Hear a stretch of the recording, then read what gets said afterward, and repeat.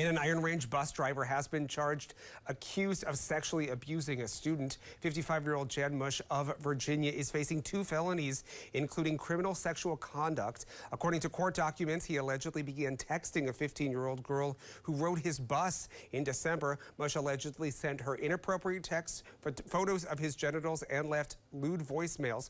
Now, the victim also said he asked to come to her house in February when he touched her inappropriately. Mush was summoned to court, meaning he's not in jail. His first appearance will be in April. Northern News Now has not yet been able to confirm which company or school district he works for.